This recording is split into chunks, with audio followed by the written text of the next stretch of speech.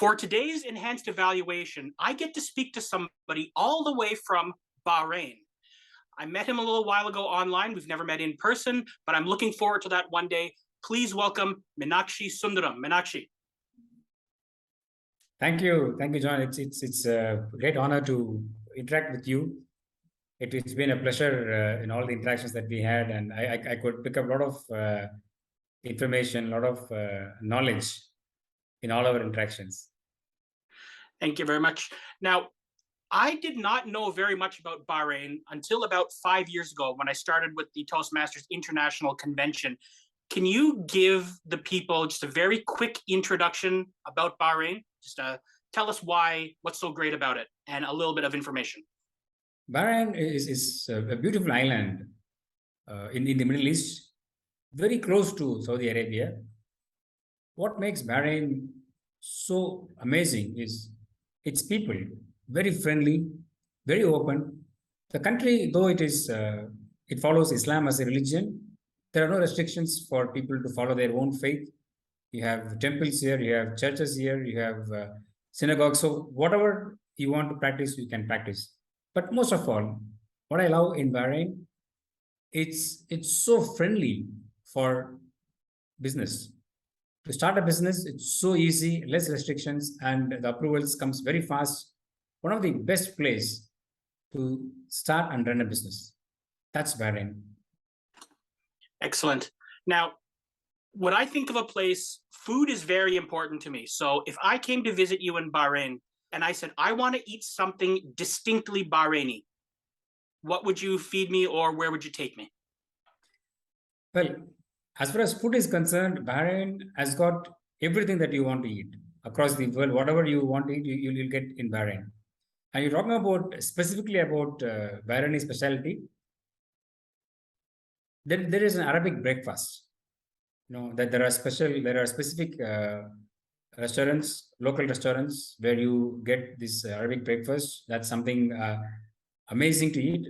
Though I am a vegetarian and I eat only vegetarian food, but I have heard from my friends about the delicious taste of this Bahraini Arabic breakfast that you get in Bahrain.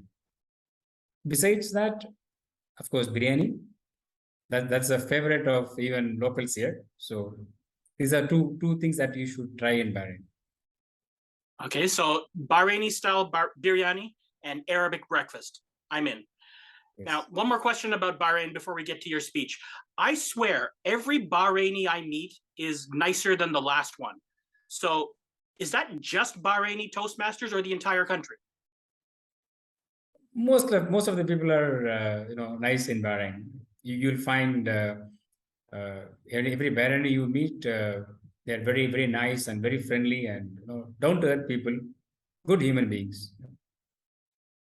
Excellent. I look forward to visiting them one day. But for now, let's talk about your speech, shall we? Yes. We'll get into some of the details about it. This speech was created for the Toastmasters International Competition, and the recording we have is from the district level. Yes. Okay, I'll give a little background for the people who aren't really all that familiar with the hierarchy. In Toastmasters, there are various levels of competition, and the district level is the 4th level. So first off, the very fact that you made it to the district level, you should be very proud of, because there are approximately 130 districts in the entire world, and each of those competitions has 10 is a lot. 10 is a lot of competitors. So just to make it to that level means you are among the top 1,300, actually probably more like 1,000 speakers in that competition. So that's something you need to take a lot of pride in just to make it to the district level. Now, about competing there, it's kind of local, but it's not really. Tell me what your district is, what it encompasses. District 20, Bahrain, Kuwait, Iraq, and Egypt. These are the 4 countries that comes under our district. Sorry, Bahrain, Kuwait, Iraq, and what was the other one? Egypt. Egypt, okay. So it's the same part of the world.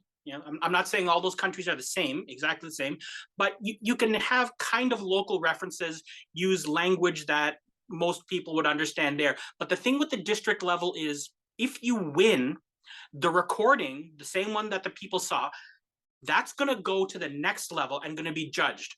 So you can't keep your references too local. You can't say, I was driving down Route 401 or something like that, because this video might be judged at the next round by somebody in Malaysia, and they don't get Route 401.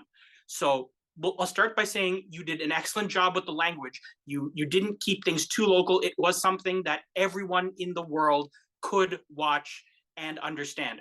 And while we say it is for Toastmasters, it is for the competition, there is no specific audience. Anybody in the world could watch this. They don't need to be professionals. They don't need to be men versus women or anything like that. Anybody with a good grasp of English should be able to watch this and get something from your speech. Am I right? Yes, perfect. Yep. Before we talk about the speech, I'm going to give people an opportunity to watch it. Just in case you have not watched Meenakshi's speech already, I'm going to pop the link up. If you're watching me on YouTube, you can just click the flag and watch the speech, and we will be back to discuss it after that. I hope you enjoyed Meenakshi's speech. What's here is what's there. Before we discuss it, let me give you a little background into what enhanced evaluations are. What you are about to experience is very different from the typical speech evaluations you are likely used to. This is an enhanced evaluation. Typical speech evaluations often take the form of a sandwich. That is, the evaluator opens by saying something good the speaker did. The evaluator closes by saying something good the speaker did. And then somewhere in the middle, the evaluator slips in what we like to call a growth point. Sandwich evaluations are excellent for novice speakers because novice speakers lack both the speaking skills and the confidence, and they need both their speaking skills and their confidence elevated. However, this is an enhanced evaluation, and we do not serve sandwiches here.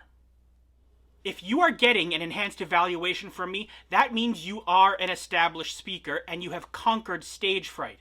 You are now focused on improving your speaking skills and improving your speech. Therefore, I am not worried about scarring your confidence or scaring you away from the stage. I only have two goals: improve your speaking skills and improve this speech you're doing. I understand that this could give the impression that I'm negative or harsh. That's not correct. If you do something good, I will tell you it was good. However, just like it's your wish that you improve, it's my wish that you improve. Every comment I make is based on your performance, not you as a person. My intent is not to tear you down, but to inspire you to greater things. So don't take it personal, make it personal. Meenakshi, when we talk about your speech, I'm going to break it into three parts. We're going to talk about your structure, then we're going to talk about your content in the sense of things you can cut out, and I'll explain why you need to cut some things out. And then we'll get into some quick hits, just very little things that I caught that you should do a little bit differently. So those things don't always fit into a certain category. Just, I saw this, do it a little bit differently. You ready to begin? Yes. The structure of your speech. First off, let me tell you what I love about your speech. It has a very good message and a very clear message. But the big problem with your speech is your big problem is not a big enough problem. I've confused you already, haven't I? Yes. Here's what I mean. In your speech, that line, what's here is what's there, is a great line, first of all. It's your title, and as soon as people hear it, it's a little bit cryptic. They want to know what that means. Then less than 30 seconds into the speech, you break it out. What's here is what's there. But you could get more out of the speech if the progression of it from that point to your father talking to your son, where he gives him the explanation, is you misunderstanding and trying to understand what that phrase means. So I'll tell you how you can do that. First off, when you're talking to your grandfather. This is amazing. I'm so happy. My grandfather immediately said, "Of course you are happy. You know what? what's here is what's there. Change that line to just, of course, what's here is what's there. That makes it a little bit more mysterious. So you heard what's here is what's there, and he said, of course. Now, what you don't understand is he means, of course, the moon is beautiful because what's here is what's there. But just make it a little bit more mysterious. Of course, what's here is what's there. Now, you misunderstood that, but you're going to learn a little bit better later on. As soon as you get done with your grandfather, he can say, what's here is what's there. Take out the little joke about my teacher says, I have nothing here. Because although that is kind of funny, humor's not really what you want to convey right now. You want to convey confusion, right? So he says, of course, what's here is what's there. What does that even mean, Grandpa? But then the rest of your speech is going to be about you understanding what that means. So then you're sitting at the dinner table and you're thinking, oh, I have cake in my head. I want cake on my plate. What's here is what's there. What's here is what's there. I thought I could speak it into existence. I thought that's what it meant. But then Mom came and told me, if you don't eat up, you're going to get the back end of the spatula. So then you're going through, you're pouring the water, you have another interaction with your mom. Then you run up to the terrace and you talk to Grandpa again. And this time he says, but actually, isn't the moon beautiful?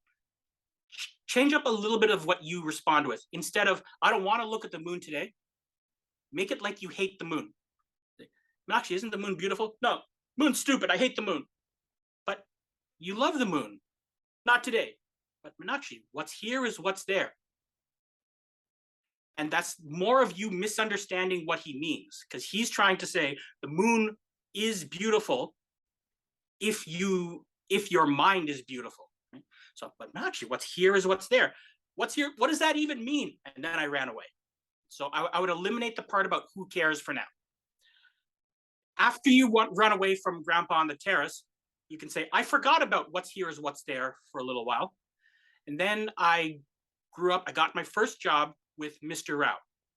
You're talking to him and he didn't give you the day off. Then I got the evaluation form, right?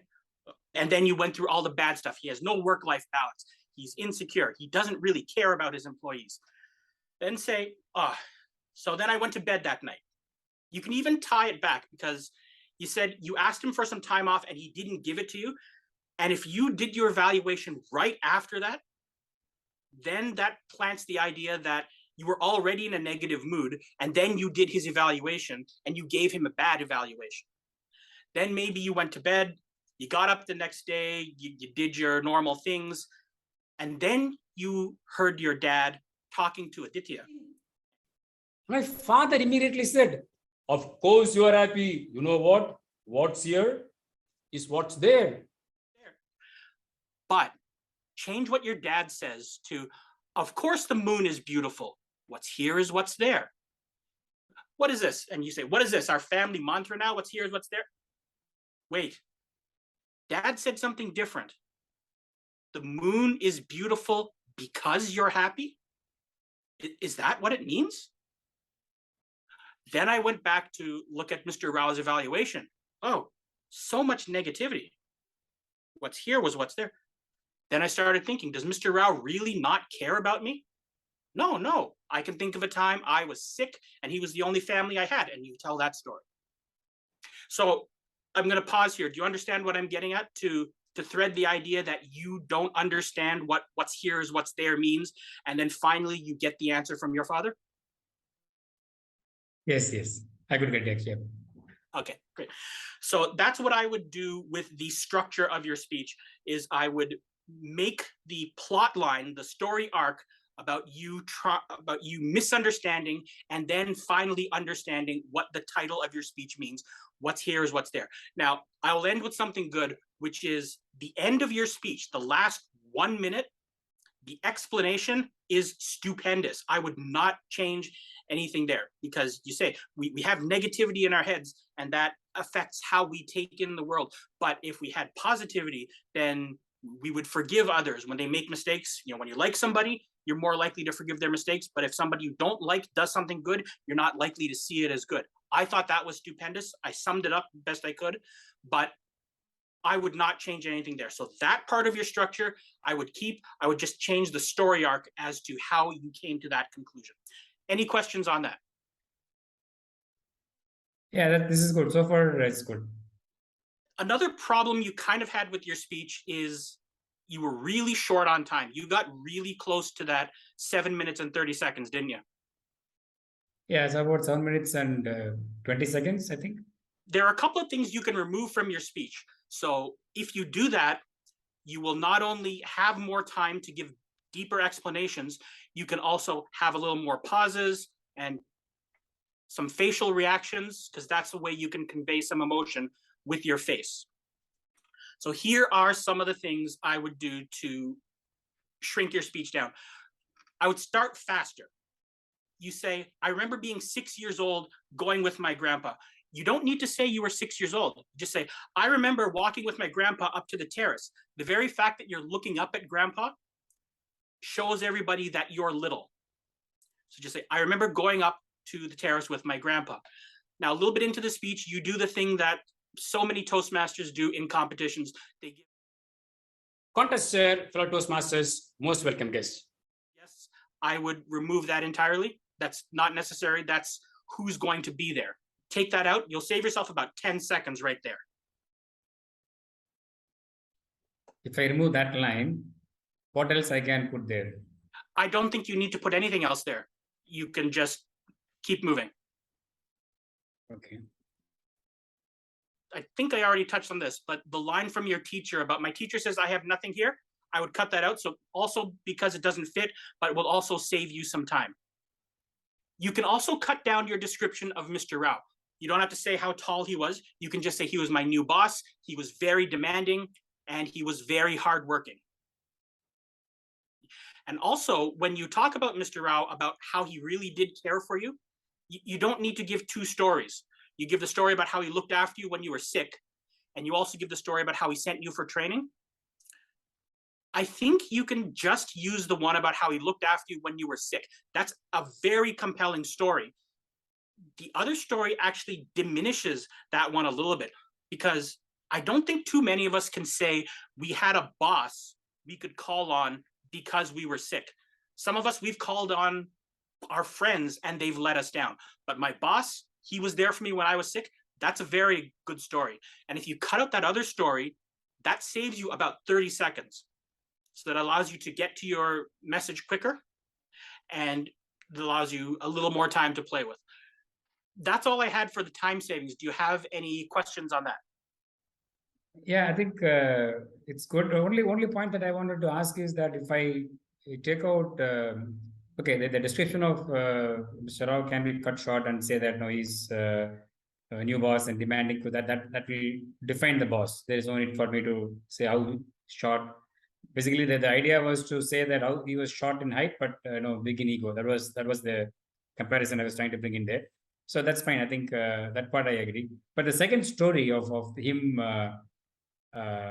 giving me opportunity for training, I thought why I kept that is actually that's a real story that happened to me, and it really changed my life. For instance, that is the one that actually pushed me to go for public speaking. Public speaking was not something that I really looked at actually. One of my boss sent me for a training, specifically saying that coming from a kind of semi-urban city, my English was not that great at that point of time. So he sent me, and then it changed the way I speak, the way I present. So many things happened actually. So that's why I thought I'll bring that story, and that was something close to my heart. That's why I brought it actually. And many people, whom I discussed, they said, yes, the two stories are okay because it substantiates your point. So that's why I want to ask why I should remove that story. Like, I would say remove that story because you don't really need it. And this happens a lot. People have a story that they really love and therefore believe it needs to be in the speech. The thing with these two stories is they make the same point. So you are telling people the same thing two different times.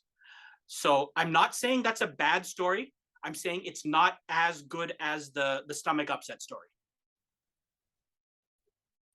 okay, so I got the point.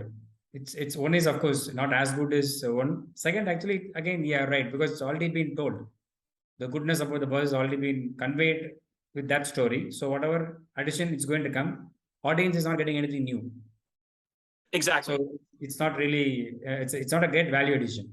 Okay, that way, yes, You know what? I Save agree. that story maybe for another speech Perfectly, yes. because it is a good story. Okay, so now we are going to get into some quick hits. First off, the very first thing I noticed when you took to the screen is you have great enthusiasm. You have very bright facials, which is important because you were playing a 6-year-old child at the time. So your enthusiasm jumps off the screen. That is excellent. Keep doing that. I really do love your screen presence. When I met you, something confused me, and it came up in the speech. Now, you have two names. Some people call you Meenakshi, some people call you Sundar, right?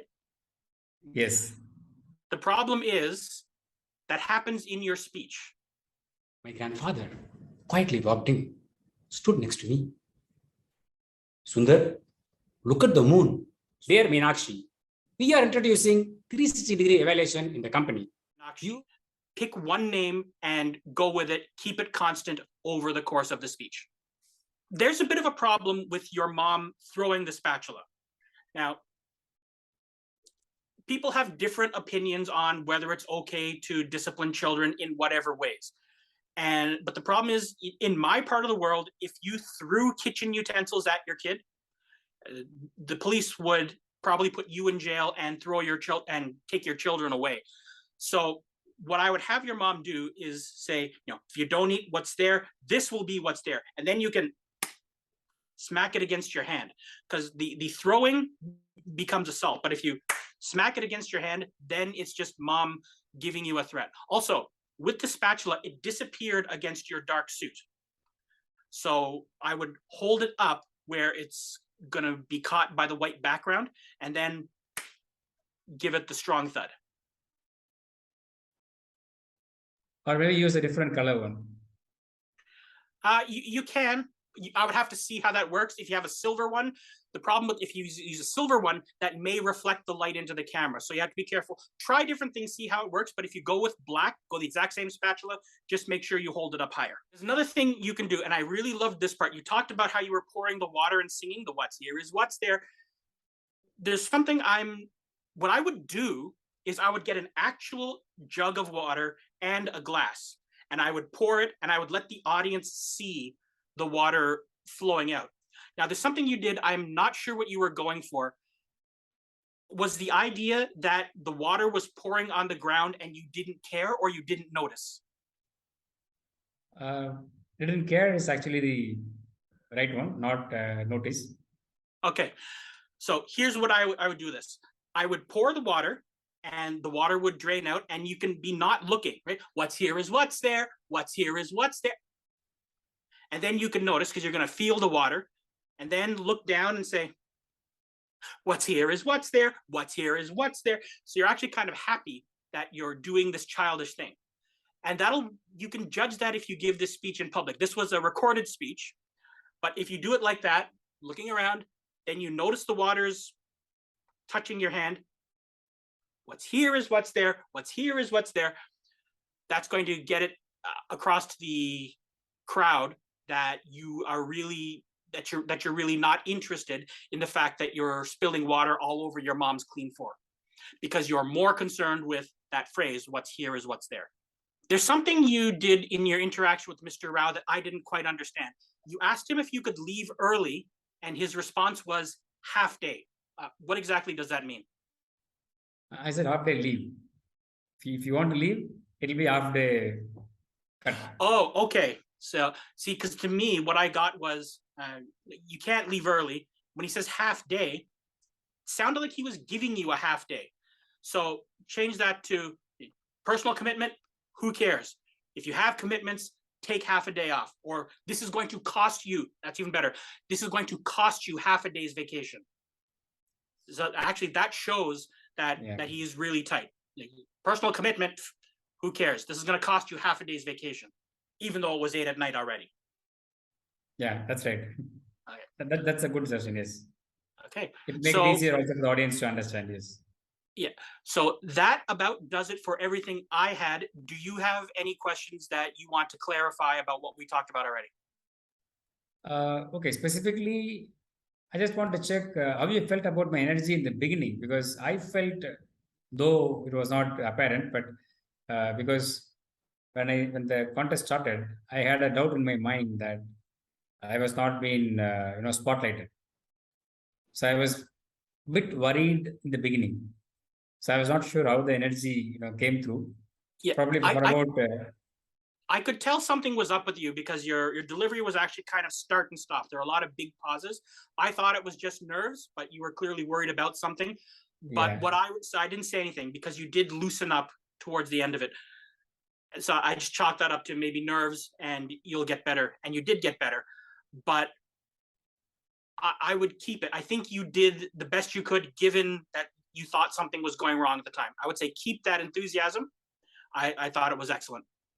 Yeah, that's what I want to say, because probably for about the opening part, especially in the beginning part, I was a bit this thing, and then once I came into the second story, the second part of the story, rather, I would say, once I finished Contest I Float was Master, then I said, okay, it doesn't matter whether it's spotlighted or recorded. Let me go ahead and whatever is possible, I will do. So till that time, I was a bit nervous. You only can control what you can control. Absolutely, If yes. they have a problem, if their technology fails, that's their fault, and they have to make it up to you somehow. So you just go, and if they say, Meenakshi, stop, we have a problem, let us fix it, and we'll give you 30 more seconds. So Yeah. you just continued as if everything were okay, and I think you did a fine job. And that has happened to me too. We've gone through approximately 3 years of online competition, and I've always wondered, sometimes the timer has disappeared for me entirely, and I've just had to rely on my own.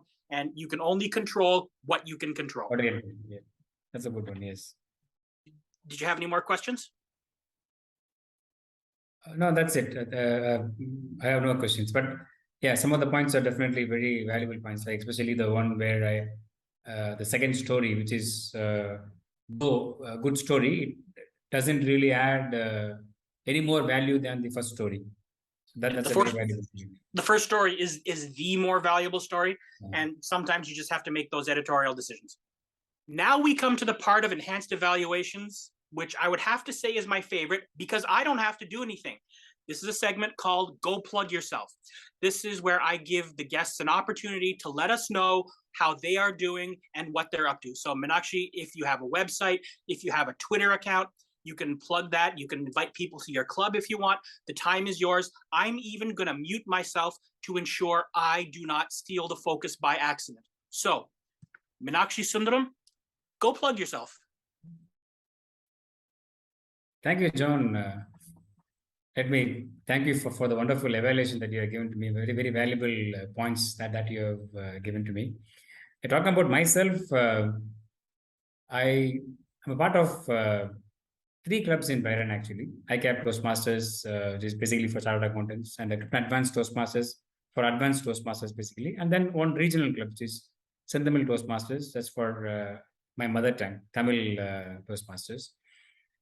I'm also a part of John Maxwell team. So I got trained under John Maxwell. So I conduct courses based on John Maxwell's materials. I'm a trainer and speaker in John Maxwell team. I have my website, actually. It is John Maxwell's website, where I have my own small website link to that. I can probably share the link to you, which you can plug it in. That's about me. I do a lot of YouTube videos on leadership mainly. I have my own channel. My own full name, Meenakshi Sundaram Hariharan, is the name of the channel completely. And I do videos on leadership. I've done videos based on John Maxwell books. 15 Million Invaluable Laws of Growth is one book I have done. I've done also on the Developing the Leader in You 2.0. And besides that, I have other videos which gives general ideas on leadership. So that's about myself. Thank you for the opportunity, John. Meenakshi, thank you so much for the honor of letting me give you an enhanced evaluation.